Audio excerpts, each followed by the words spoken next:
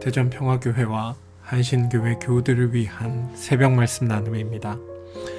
오늘은 2023년 3월 22일 수요일입니다. 오늘 하루 하나님의 크신 은총과 위로하심과 복주심이 말씀을 들으시는 여러분들과 함께 하시기를 소망합니다.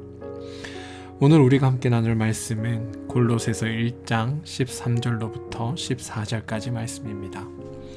골로새서 1장 13절로부터 14절까지 말씀입니다.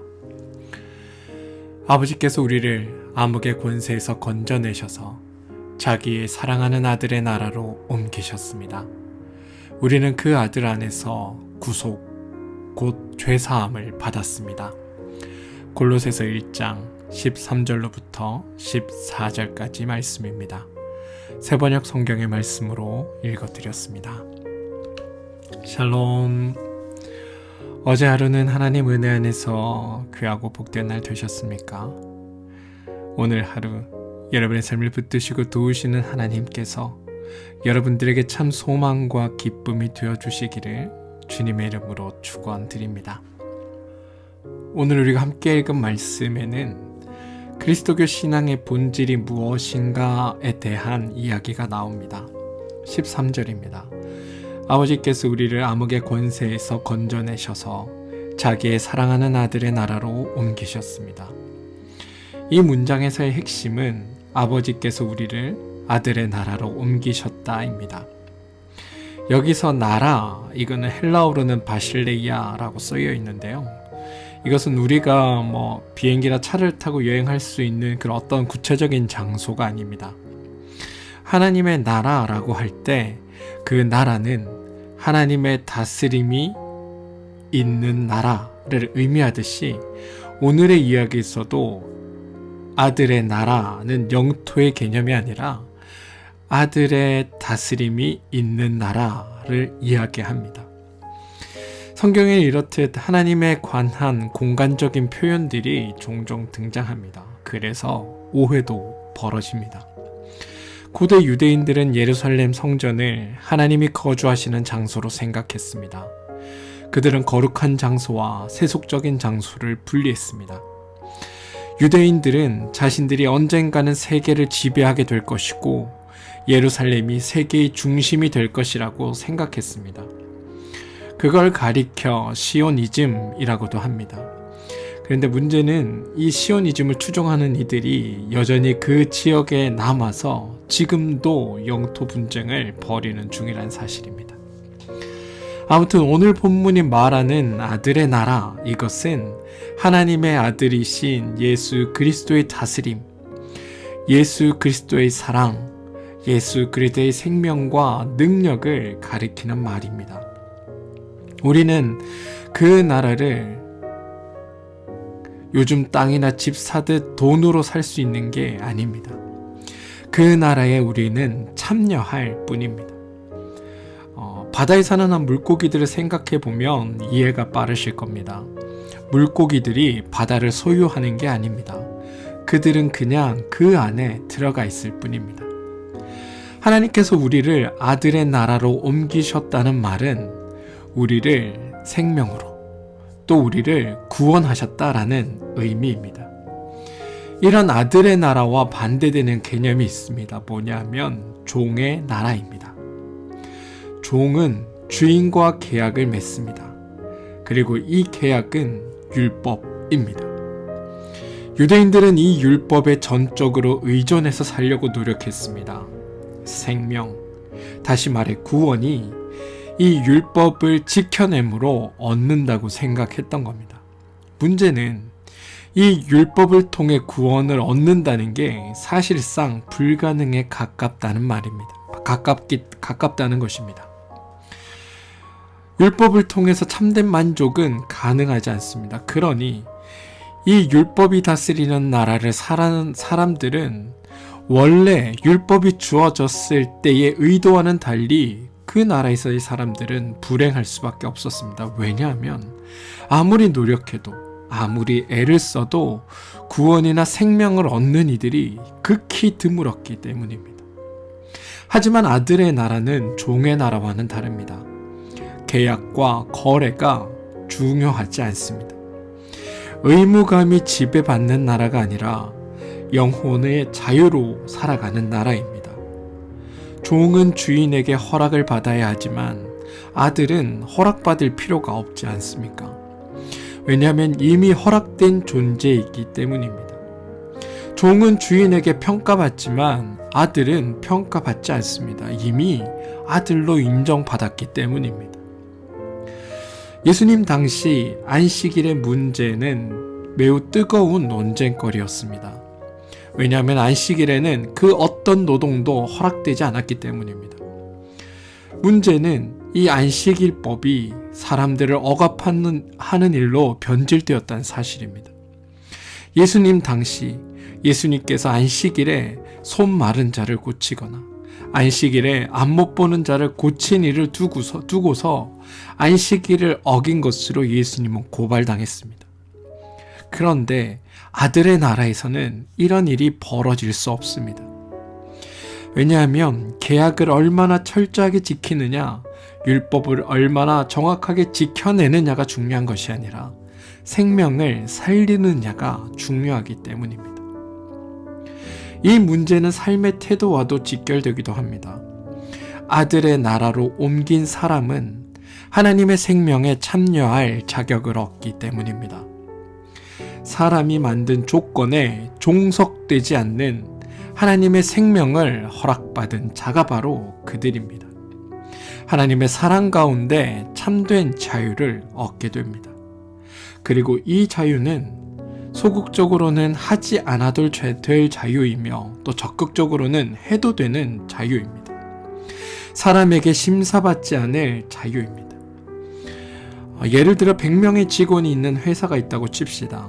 거기에 신입사원 한 명이 들어왔는데 겉으로는 다른 직원과 똑같이 직장 생활을 합니다. 그런데 알고 보니 이 사람은 이 회사의 주인의 아들입니다. 이 사람이 주인의 아들이기에 내색은 보이지 않고 다른 이들과 똑같은 태도로 일을 하지만 이 사람은 연봉 계약에 묶여 일하는 게 아니라 매우 영혼이 자유롭습니다. 종에서 아들이 된 것입니다. 삶의 차원이 의무가 아니라 허락받음의 차원으로 올라선 겁니다. 책임감으로 사는 게 아니라 사랑으로 살아가는 겁니다. 완전히 다른 삶입니다. 하나님 안에서 살아가는 사람들은, 하나님 나라로 옮겨진 사람들은 바로 이와 같은 사람들입니다. 그래서 성경 본문은 우리에게 하나님께서 우리를 흑암의 권세에서 건져내셨다라고 말하고 있습니다. 당근과 채찍으로 강요당하고 쇠뇌당하는 세력에서 벗어난 것, 이게 우리의 삶의 자리라는 겁니다. 그런데 여러분의 삶의 자리는 어떠십니까? 여러분은 하나님 안에서 참된 자유함 또는 삶의 자유함을 누리고 계십니까? 아들의 나라로 옮겨져 있는데 정말 여러분의 삶은 아들의 나라를 살아가고 계십니까? 아들의 나라로 옮겨졌다라는 이 사실을 14절이 조금 더 풀어 이렇게 설명합니다. 우리는 그 아들 안에서 구속, 곧 죄사함을 받았습니다. 여기서 그 아들 안에서라는 말이 중요합니다. 그 아들 안에서라는 말은 예수님 안으로라는 의미이고 예수님의 다스림 안으로 들어간다는 뜻이기 때문입니다. 예수님의 다스림은 예수님이 경험하신 생명의 능력이라는 말입니다. 예수님은 하나님을 아버지로 인식했습니다. 그리고 그 하나님을 절대적으로 신뢰했습니다. 그 하나님 아버지의 다스림 앞에서는 예루살렘 성전은 또 무너질 수 있고 율법도 폐기될 수 있었습니다. 예수님의 운명을 지켜줄 수 있는 대상은 사실 예루살렘 성전도 아니고 율법도 아닙니다. 예수님은 그가 아버지라고 부른 하나님께 자신의 현재와 미래를 맡겼습니다. 그리고 그 믿음으로 그는 죽음마저도 넘어설 수 있습니다. 그리고 이러한 믿음은 예수를 그리스도라고 고백하는 바로 우리에게 또 동일하게 적용되는 믿음입니다. 하나님을 아버지라고 부르는 우리에게도 동일하게 적용되는 믿음입니다. 예수께서 하나님을 믿는 그 믿음처럼 우리 역시도 하나님의 그 성실하심과 선하심에 기대어 주님을 신뢰하며 살아갈 수 있는 겁니다. 우리 또한 주님이 그러하셨듯 하나님께 우리의 삶 전체를 맡기며 살 수 있는 겁니다. 예수님은 아버지 되신 하나님을 온전히 믿었기에 자기의 생각과 확신마저 내려놓을 수 있었습니다. 예수님의 제자들과 초기 그리스도인들은 하나님께서 예수님을 죽은 자 가운데서 살리셨다고 믿었습니다. 하나님을 향한 이러한 절대적인 신뢰가 제자들과 초기 그리스도인에게서 일어난 것입니다. 그들은 온갖 어려운 환경 가운데서도 이세 예수님처럼 하나님만을 믿고 살아갈 수 있었습니다. 이러한 확실한 하나님에 대한 신뢰가 저는 말씀을 듣는 우리에게도 함께하기를 소망합니다. 하나님이 우리와 함께 하시니 우리는 두려워할 것이 없습니다. 삶의 실패도, 인생의 좌절도, 심지어 죽음까지도 우리를 두렵게 하지 못합니다. 왜냐하면 예수 그리스도가 그 모든 것을 이기고 승리하셨기 때문입니다. 사랑하는 성도 여러분, 저는 우리가 이런 믿음의 소유자가 되어 살아가게 되기를 소망합니다. 우리는 이미 그리스도 안에서 구속 곧 죄사함을 받은 자들이며 우리는 이미 하늘의 아버지의 나라로 옮겨진 이들입니다. 그러니 우리는 세상의 다스림이 아니라 하나님의 다스림을 받는 존재들이고 하나님의 통치하심 속에 살아가는 존재들입니다. 그리고 그 하나님은 능력이 무한하신 분이시며 사랑이 무한하신 분이시며 넘치는 은혜로 충만하신 분이십니다. 성실하시며 우리를 향한 그 사랑을 포기하지 않은 선하신 하나님이십니다. 그 하나님이 우리를 자녀 삼아 주셨습니다. 바라기는 오늘 예수님으로 인해, 아니 더 정확하게는 예수님의 믿음으로 인해 하나님을 아버지로 믿고 고백하는 존재가 우리가 되길 소망합니다. 그래서 종의 나라에서 아들의 나라로 옮겨진 그 존재로 이 땅을 살아가 주시기를 소망합니다. 신실하신 하나님, 그 하나님을 믿으며 복되게 살아주시기를 주님의 이름으로 축원드립니다. 주님의 믿음 안에서 우리는 생명과 소망을 얻었습니다. 함께 기도하겠습니다. 하나님, 늘 우리는 흔들리며 살아갑니다. 분명하신 하나님의 약속 앞에서도 속절없이 흔들리며 살아갑니다. 그런데 주님, 우리는 세상의 통치를 받는 존재가 아니라 하나님의 다스림을 받는 존재임을 고백합니다. 하나님을 아버지라 부르며 하나님의 아들로 살아가는 존재임을 고백합니다. 우리를 억압하는 모든 것에서부터 자유하게 하신 하나님을 아버지라 부르며 살아가는 존재임을 오늘 우리가 깨닫게 하여 주시옵소서. 그래서 하나님 안에서 참 자유와 참 소망을 가지고 생명 넘치는 복된 삶을 살아가는 그런 믿음의 삶이 우리 가운데 있게 하여 주옵소서. 예수님의 이름으로 기도합니다. 아멘. 오늘 우리가 함께 중보하며 기도할 제목을 나누겠습니다. 첫 번째 기도는 몸과 마음의 힘듦으로 인해 어려움을 겪고 있는 우리 교우들을 위해 기도하길 소망합니다. 하나님께서 우리 교우들의 삶에 함께하여 주시고 그들의 삶을 복되게 하여 주시고 그들의 삶에 참 소망과 참 기쁨이 되어주셔서 하나님 안에서 살아가는 그들의 삶이 귀하고 복된 삶이 되게 해달라고 여러분 기도해 주시기를 부탁드립니다. 특별히 육신의 연약함으로 인해 힘겨워하는 우리 교우들이 있다면 그들을 위해 기도해 주시되 하나님께서 그들을 하나님의 나라로 참 생명과 소망의 나라로 옮기셨다는 것을 믿게 하시고 그 하나님이 베푸시는 놀라운 은혜와 은총으로 오늘의 이 힘겨움과 어려움을 이 육신의 연약함들을 이겨내고 견뎌낼 수 있도록 또한 생명 되신 하나님께서 그들에게 생명을 충만하게 하게 해달라고 함께 기도해 주시기를 부탁드립니다. 우리의 자녀들을 위해 기도합시다. 하나님께서 우리 자녀들에게 귀하고 복된 삶을 베풀어 주시고 하나님의 은혜 안에서 하나님의 나라가를 살아갈 수 있는 복된 자녀들로 살 수 있도록 여러분 기도해 주시기를 부탁드립니다.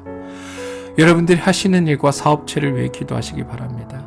하시는 일과 사업체를 통해 살아 역사하시는 하나님의 그 도우심이 드러나고 나타나게 되기를, 또 하나님의 복되신 은총과 은혜가 여러분이 하시는 일과 사업체를 통해 나타나서 여러분이 하시는 일과 사업체를 통해 하나님의 크신 은혜를 경험하게 되는 복된 일들이 오늘 여러분의 삶에 있게 해달라고 기도해 주시기를 바랍니다.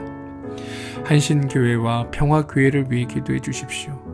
이 두 교회가 하나님의 뜻을 이루며 하나님의 생각을 이루며 하나님께서 기뻐하는 자리에 서서 쓰임받는 귀하고 복된 교회 되게 해달라고 여러분 기도해 주시기를 부탁드립니다. 나라와 민족을 위해 기도해 주십시오.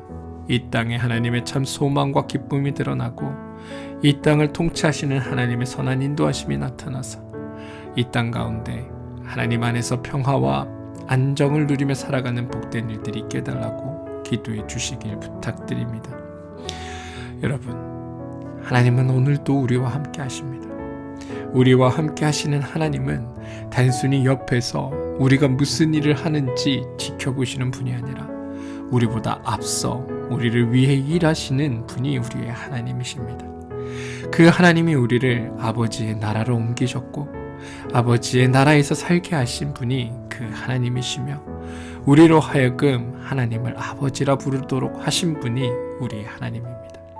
하나님의 선하신 뜻을 믿으시고 오늘 하루를 힘내어 복되게 살아주시기를 주님의 이름으로 축원드립니다.